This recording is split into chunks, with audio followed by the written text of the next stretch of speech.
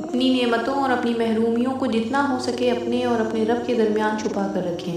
Internet کے اس دور میں جہاں ہر کسی نے اپنی ذاتی زندگی کو دنیا کے سامنے کھول رکھا ہے، آپ کو یہ نہیں بھولنا کہ ہاں ہر انسان آپ کا خیر خواہ نہیں ہے، اور نہ ہی ہر شخص آپ کو خوش اور کامیاب دیکھنا چاہتا ہے۔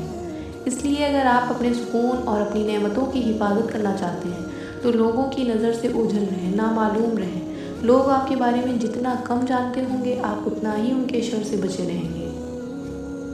یہی وجہ تھی جس وجہ سے حضرت یعقوب علیہ السلام نے بھی اپنے بیٹے حضرت یوسف علیہ السلام کو اپنا خواب اپنے بھائیوں کو بتانے سے منع کیا تھا۔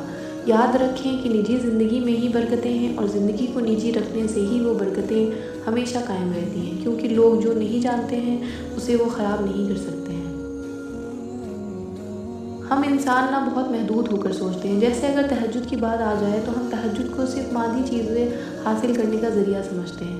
ہم تہجد تب پڑھتے ہیں جب ہمیں اس دنیا میں سے کچھ چاہیے ہو، رزق، محبت، رشتے، دوستیاں، شہرت۔ تہجد کا سن کر ہمارے ذہنوں میں یہ خیال کیوں نہیں آتا کہ کیوں نہ اللہ سے توبہ مانگی جائے، کیوں نہ اللہ سے اپنے تمام معاملات میں خیر مانگی جائے، کیوں نہ اللہ سے ایمان مانگا جائے، کیونکہ اگر یہ چیزیں ہمارے پاس ہوں گی تو باقی سب دوڑ کر ہمارے پاس آئے گا۔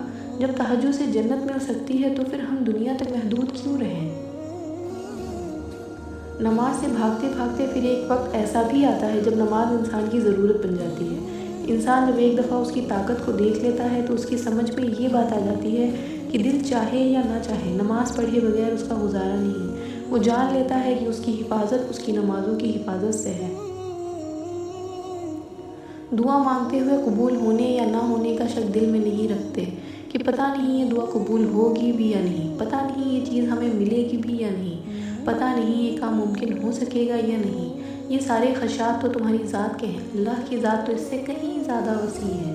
وہ تو معجزوں کا بادشاہ ہے، وہ جب چاہے حالات بدل سکتا ہے، وہ جب چاہے دل بدل سکتا ہے، وہ جب چاہے لا حاصل چیز سے نواز سکتا ہے، وہ جب چاہے نصیب بدل سکتا ہے۔ اللہ وہ سب کر سکتا ہے جو تم نہیں کر سکتے، تو جس کی ذات لامحدود ہے اس سے محدود دعائیں کیسی؟ اپنے اعمال دیکھ کر نہیں، اس کی شان دیکھ کر مانگو جس نے تمہیں بنایا ہے۔ اس سے بہتر تمہیں کوئی بھی نہیں سمجھ سکتا، اور یاد رکھو کائنات میں ایسا کچھ بھی نہیں جو ہمارا رب نہیں کر سکتا۔ کائنات میں ایسا کوئی زخم نہیں جسے اللہ نہیں بھر سکتا۔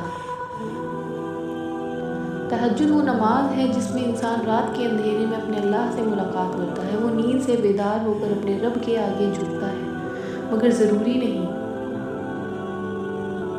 کہ کوئی تہجد پڑھتا تو محبوب کی محبت ہی مانگتا ہو، کیونکہ وہ جو اللہ ہے نا اس کی محبت میں بڑا سکون ہے۔ تہجد کی توفیق بھی انہیں ملتی ہے جنہیں اللہ کو راضی کرنا ہوتا ہے۔ تہجد کے وقت کا سکون صرف وہی سمجھ سکتا ہے جس نے تہجد میں اللہ سے باتیں کی ہوں، جس نے تہجد کی نماز میں بھی دنیا کی محبت نہیں اللہ کی محبت مانگی ہو۔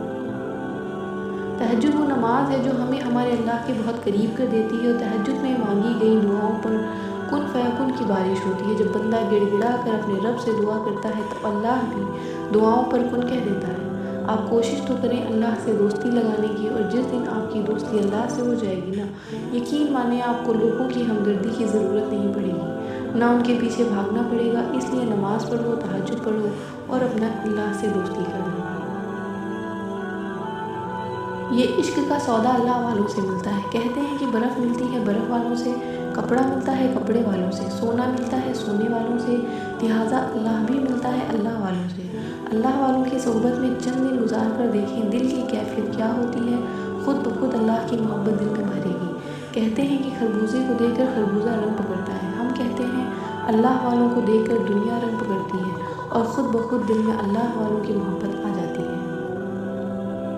جو لوگ اللہ سے کیے ہوئے اپنے عہد کو تھوڑی سی قیمت میں بیچ ڈالتے ہیں، ان کے لیے آخرت میں کوئی حصہ نہیں، اور نہ ہی قیامت کے دن اللہ ان سے بات کرے گا، اور نہ ان کی طرف دیکھے گا، اور نہ ہی انہیں پاک کرے گا، بلکہ ان کے لیے تو سخت دردناک عذاب ہے۔